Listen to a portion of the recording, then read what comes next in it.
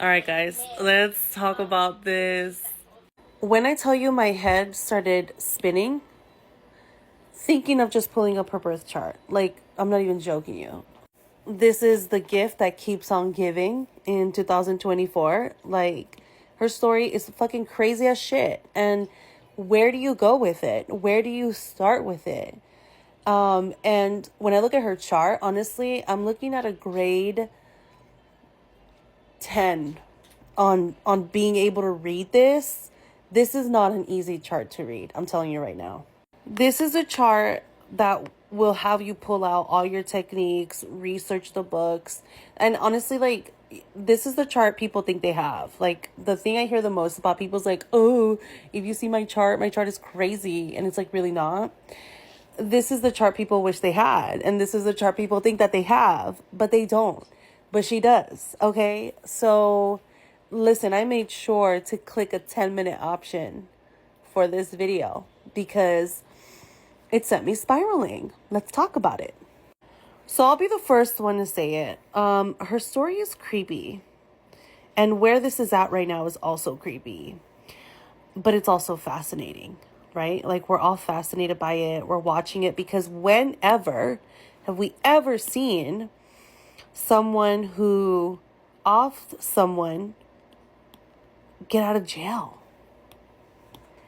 Get out of jail, be free, and have the stardom, the literally the influencer, the golden influencer. She walked into this golden influencer era that everybody is obsessed with trying to attain.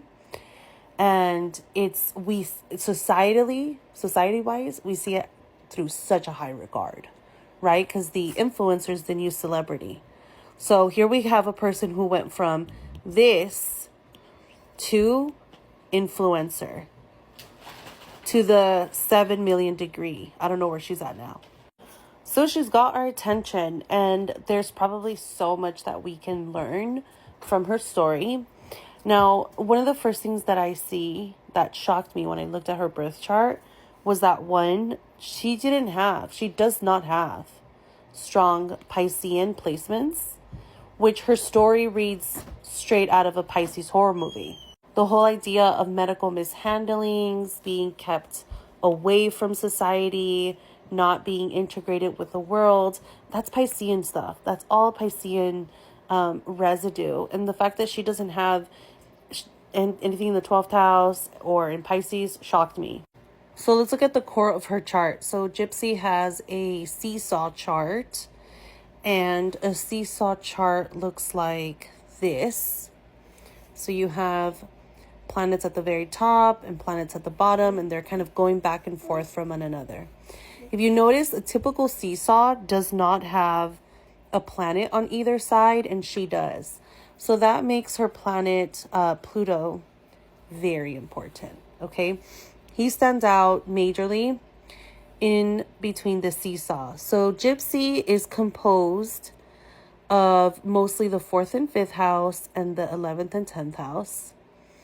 And this says a lot because we're looking at a person who, unless they manually carve out space for these houses, they're not really living these areas of their life. Their entire lifetime is consumed by these houses. And you see that this is home, love, influence, and work. So this is what we're going to get most out of Gypsy in this lifetime, is her home life, her love life, her passions, as well as her networking and influence and her career. But for her better benefit and for her greater good, she's going to have to find a way to work these other outside houses for balance. Okay. Who knows if she'll do that. Now, she has what I'm calling an Ouroboros birth chart. Okay. Meaning that this birth chart eats itself. There is no end. Trust me, I was trying to go through it karmically. I went through all the layers. And it's an Ouroboros. And that typically happens one of the signals of an Ouroboros chart is a Libra rising. Okay. Why is that? Let me share why. Damn, I'm already at the 5-minute mark. Okay, so Ouroboros looks like this. This is the symbol of an Ouroboros, basically something that goes around and around and around and around. It doesn't have an end. It's not meant to end. It's meant to transform and alchemize itself, but there is no end in sight. And that is something super important to consider when everybody wants to know her final answer. Everybody wants to know what's going to happen to her. The same thing. We're going to be seeing the same thing from her. It brings around a lot of repeated scenarios and situations.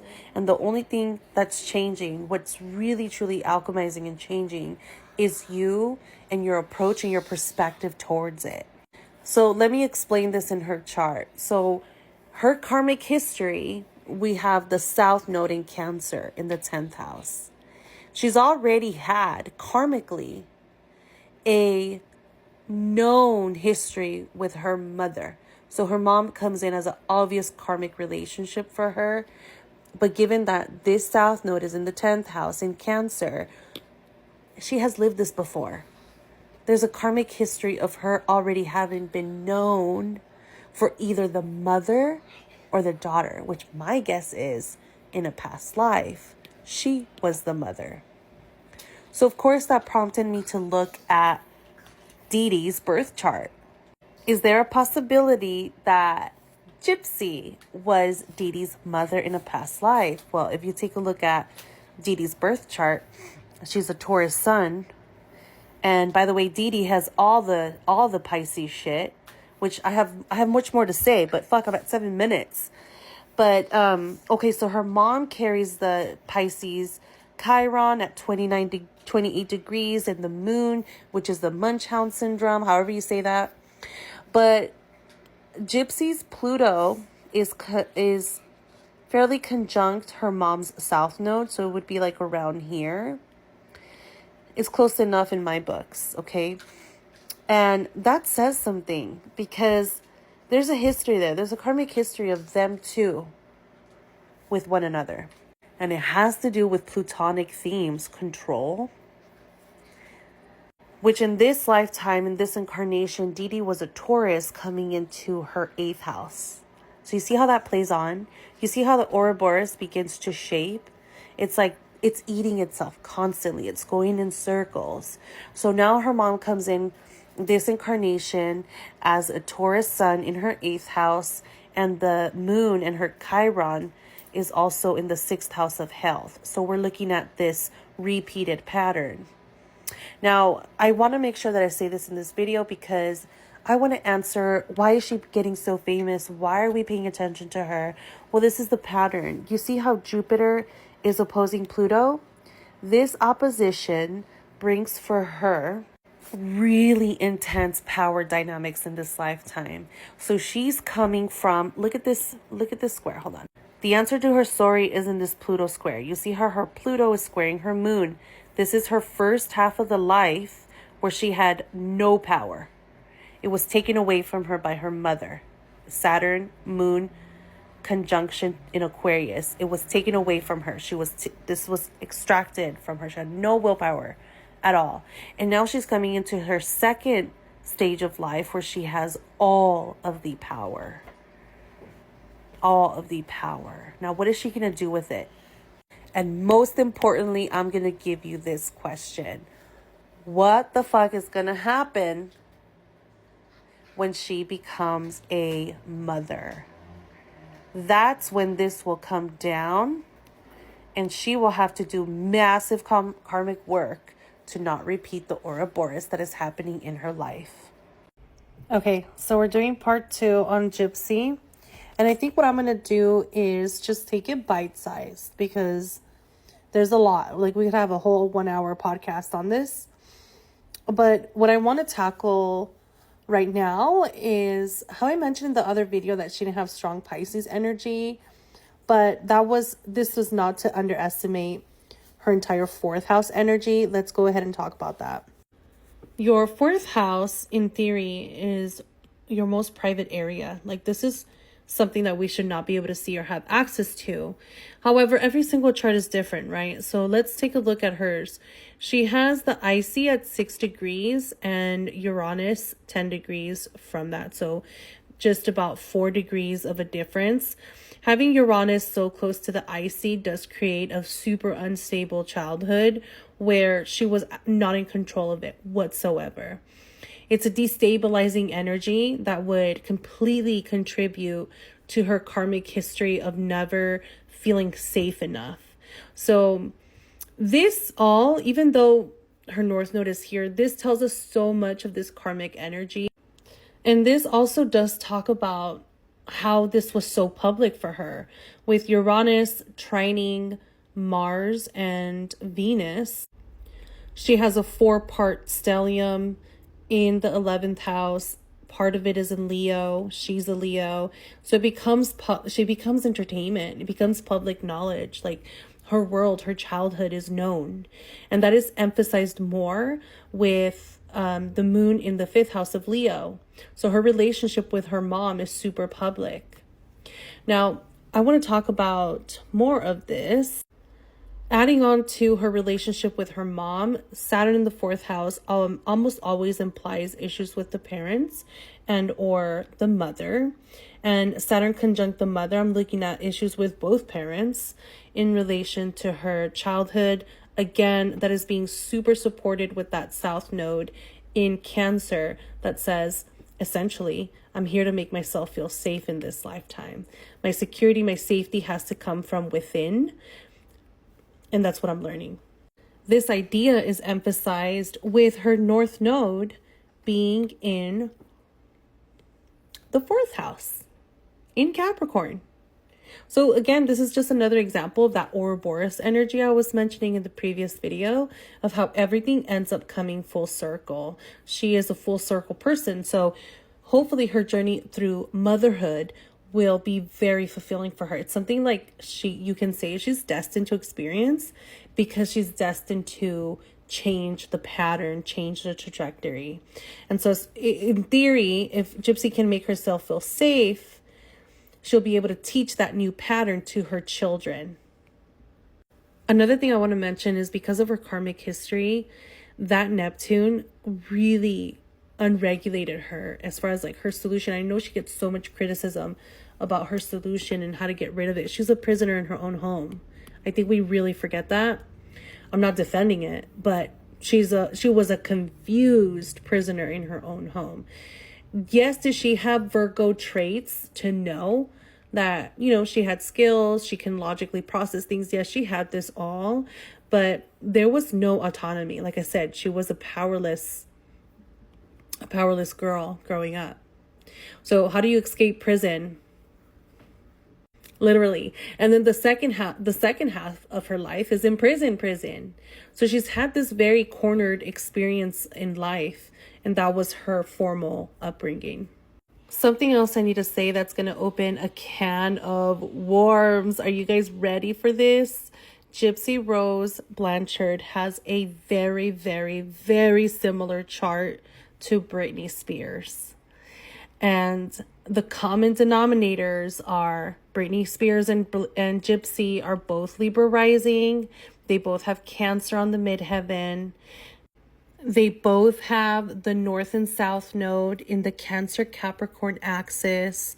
They both have an Aquarius moon, and they both have a Mars Virgo.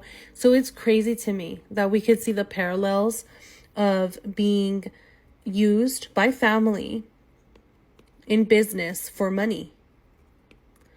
And not just that, but that they were both in a conservatorship.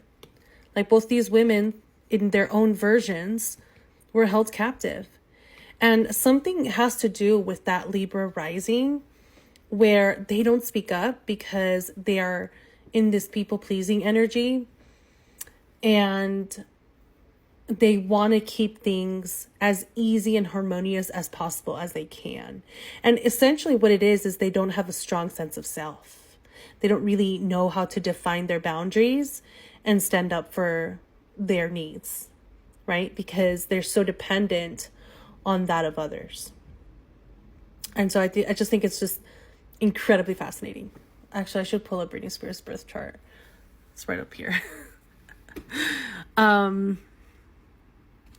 Here you could see it. Britney's a Libra.